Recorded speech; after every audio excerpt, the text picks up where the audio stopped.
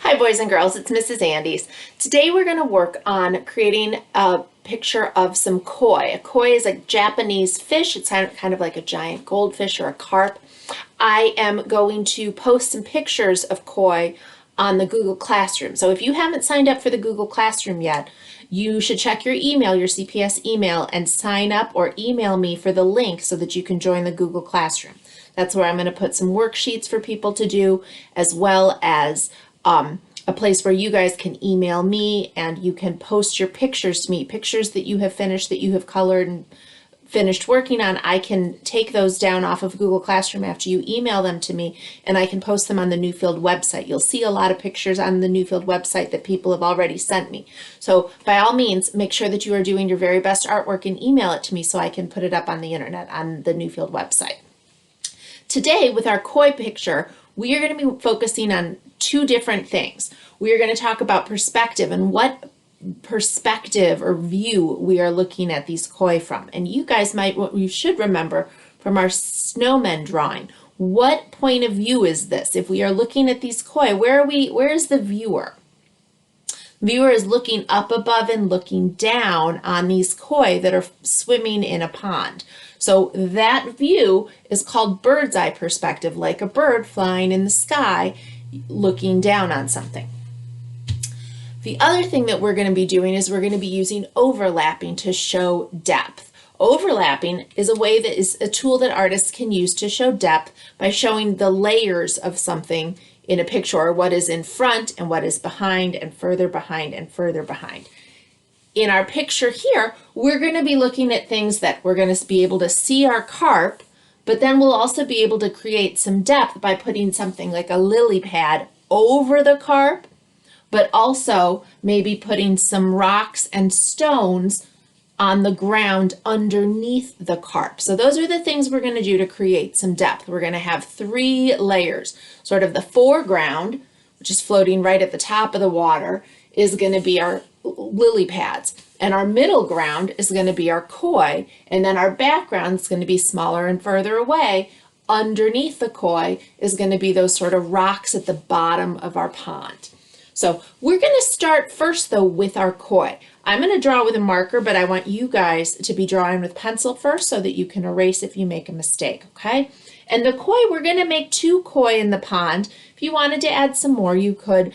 We don't have a lot of space in our paper, and we want to make sure that we have our details in our koi. So we don't want to make them too big. We're going to make them, and the shape, let's look at that shape. That shape is sort of like a turkey drumstick, or it's sort of like a teardrop with this tail at the end. So I'm going to draw with my marker, my orange marker first, and then I'm going to go back and trace over it. This is sort of like my pencil, so if I make a mistake, I can erase it. Okay, so I'm going to make sort of a teardrop shape, and I'm going to come back, and I'm going to make the tail. Okay, and then on the other side, maybe I'm going to go back,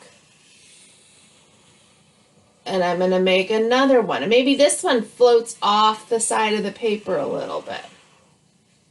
And then I'm going to give it. So I'm looking at these fish from overhead. I will still be able to see things like the fins, but I'm looking at them from overhead. The fins in the front, the fins in the back, and the fin on the top. And the fin on the top is just sort of going to look sort of squiggly on both sides.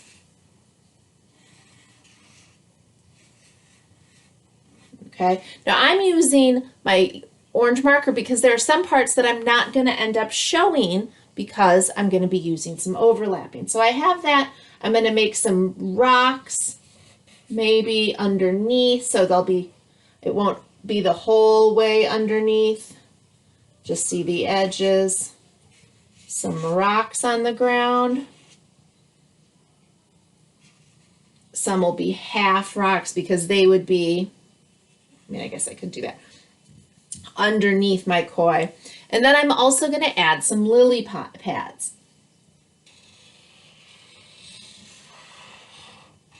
that are sort of like a Pac-Man shape. Okay, now this is a little bit tough to read because I'm drawing all three at the same time. So I'm going to go back and I'm going to trace some things. The things that are on the top, I'm going to see all of. Those are the things that are closest. So that is all going to be traced. Those things in my foreground, if I wanted to make another lily pad in the corner,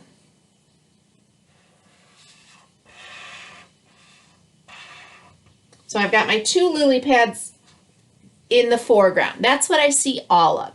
Then the next thing underneath that I'm going to see are my koi. So if I have a lily pad on top of it, I'm not going to trace it. I'm going to trace just my koi shape that is not underneath that lily pad. And I can trace the fin on the top. So when we start to color this, this whole lily pad's going to get colored. And because the whole lily pad is going to get colored, we won't see the koi that is swimming, the parts of the koi that are swimming underneath the lily pad. I'm going to do the same thing. So all of this lily pad is going to get colored. So all these details on my koi that I drew, those details are going to end up being erased or covered over when I go and color. Now, I don't want you guys to have to spend the whole time watching me color. So I'm going to stop there and I'm going to trace the rest. Oh, missed that little fin there of that koi. Okay. Now, when I have my koi traced, then there's also the stones on the bottom.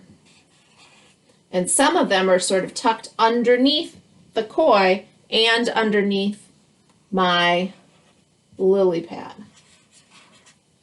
Now, after we've drawn our picture, there are also details that you're going to add to make the texture of the fish. So once you know that, you can make that sort of fishtail, fish scale texture on your koi. We want to make sure you guys are being real careful to also add those details and give your koi some texture. Give those fins some texture.